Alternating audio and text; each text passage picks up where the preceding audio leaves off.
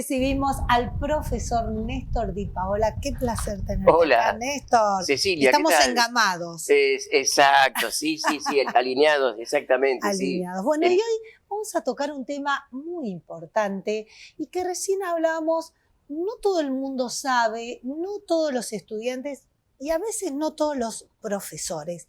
Vamos a hablar de la historia de la universidad de nuestra ciudad, que arrancó como una quijotada de quién.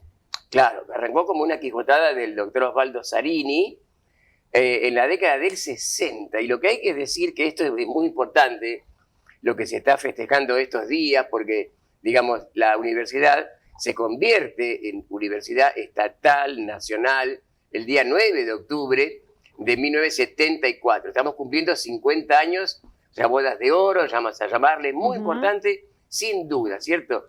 Pero 10 años antes... Sí, es lo que yo digo. Sin aquella quijotada del, como bien dijiste vos, bien la denominaste, el doctor Osvaldo Zarini, no voy a decir que no tendríamos universidad, pero hubiéramos demorado mucho más, porque cuando viene la otra, de alguna forma, oleada de creación de nuevas universidades, es reciente. Es gracias.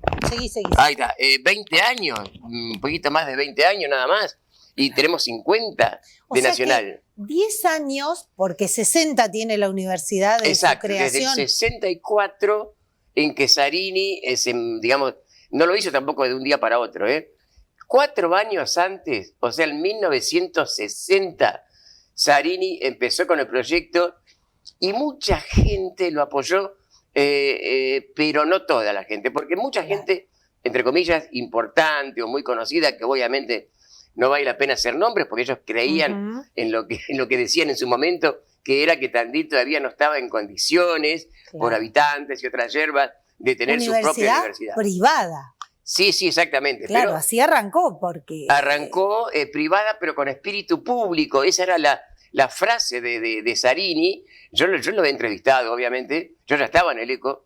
No en el 64, que era un niño. Pero digo, cuando él todavía vivía, ya estaba en el ECO y lo entrevisté. Y esta era su frase. Universidad privada con espíritu público. Y su convicción y firmeza era que ningún tandilense tenía que dejar de estudiar por cuestiones económicas. ¿Qué quiere decir?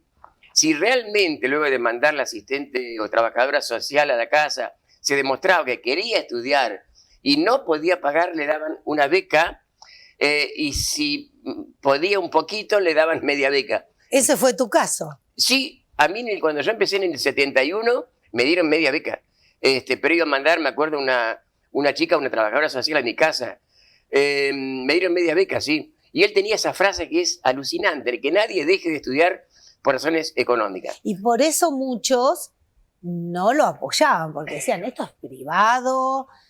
No era por eso. No, era, era gente que realmente estaba convencida de que Tandil todavía era muy chico para merecer una universidad. Realmente así fue. ¿Cómo se la jugó? ¿Cómo se la jugó? Sí, aparte bastante solo, con Paco Serrano como gran colaborador. Daniel Pérez, que era empezaba como alumno en el 64, sí, y se convirtió en gran colaborador de Zarini, realmente. Hay una cosa que me interesa decir, y es que esa creación de la universidad, por más que fue una quijotada y demás, pero con un Tandil todavía chico en cantidad de habitantes, pero aún así se da en el marco de lo que yo lo llamo década de oro de Tandil, la década del 60. Ajá. Porque, digamos, teníamos todo a favor. Por ejemplo, en 1960, cuando Zarini empezó con el movimiento creador de la universidad, en el 60, repito, Metalúrgica Tandil, que hoy está cerrada lamentablemente, recién cumplía, ¿cuánto? 12 años nada más, era muy nueva, del 48. ¿Ya estaba en su esplendor o estaba ahí? Estaba en su súper esplendor, súper esplendor. ¿Y con qué carreras arrancó la universidad? Arrancó con la única carrera de ese momento, 64, que era lo que él lo denominó Ciencias del Hombre, que cuando yo cursaba se llamó Humanidades, y ahora se llama Ciencias Humanas, pero es lo mismo, ¿cierto? Sí. Solamente esa carrera. ¿Y te recibías con el título de? Había, digamos, por ejemplo, tenía muchas alumnas de justamente trabajo social, que se llamaba asistente social en la época, maestra jardinera y luego profesor en ciencias de la educación con ciertas orientaciones. Yo, por ejemplo, digamos, cuando empecé no había muchas opciones y elegí ciencias de la educación con orientación en psicología. ¿Por qué psicología? No sé. Se me ocurrió, puse ahí la cruz ahí, bueno. Claro. Pero era... Dentro de lo que había. De lo que había. Pero era muy lindo porque estaba muy bien el hecho de que había un ciclo básico que ahorraba cantidad de profesores, pero conocíamos un poco de todo, porque ahí tenías historia, tenías filosofía, sociología, digamos, ciencias humanas en versión completa. Hasta biología, me acuerdo el doctor que vivía acá enfrente, Ubaldo Mandarano, ¿cierto? Repito que tenía su consultorio acá enfrente al ECO. Sí. También fue uno de los docentes, creo que él daba biología o higiene, algo por el estilo. Pero más allá de eso... O sea que en el ciclo básico ahí tenías como una... Sí, un par de años muy completos. De estudios generales. De generales, muy completos. ¿No? Sobre todo en humanístico, ¿cierto? Uh-huh. Por ejemplo, en sociología tuve profesores brillantes, me acuerdo. Venían muchos de La Plata y Buenos Aires. Pero en ese marco de un contexto, de un Tandil con empleo pleno, porque ahí sí que aquella frase que hoy la escuchamos, pero que no es tan cierto hoy día, que se dice el que no trabaja es porque no quiere. Bueno, de pronto un profesional, yo no lo veo para ir a trabajar de albañil, que sí hay trabajo, pero no porque le caiga mal, sino porque no lo sabe hacer. Claro. Yo mismo no podría ser albañil, sé que no podría, se cae la casa al día siguiente. Bueno, pero en ese entonces había empleo para todos. Digamos, por ejemplo, no solamente metalúrgica, ¿quién no trabajó ahí? Casi todos, inclusive intelectuales como Osvaldo Soriano. Claro. Nada menos, cuando vivió acá, que trabajó ahí en Julio Lester, el querido amigo actor, sí. En fin, el propio Laplace, Víctor, entre tantos que habían trabajado. Pero había otras instituciones que después fueron cerrando por las historias económicas y crisis, como el Banco Comercial. El Banco Comercial del Tandil. Claro, que estuvo en toda la región y era una fuente laboral impresionante. Y las compañías de seguro que eran nuestras, la Tandilense y la cooperativa El Centinela, por ejemplo, que absorbían una cantidad de empleados enorme. O sea que había empleo pleno para desde el albañil que con todo su esmero y gran oficio construye una vivienda, hasta el chico o chica de clase media que quería insertarse en sectores laborales de otra índole. Banco, tenía. Claro. En ese marco de un Tandil espléndido y donde incluso todavía estaban en el orden social, digamos, las diversiones también a pleno. Eso sí me lo acuerdo. Con el gimnasio de Santa Marina, acá a la vuelta, lleno, por ejemplo, cuando había boxeo, dije a la vuelta porque se entraba por Sarmiento, claro. En el boxeo. Donde está el Centro Cultural Universitario. Y cuando había bailes totalmente llenos, explotaba todo. O sea, hasta en fútbol. Éramos campeones provinciales. Claro, bueno, las fotos que has traído del estadio realmente. Sí, exactamente. Repleto. Exactamente.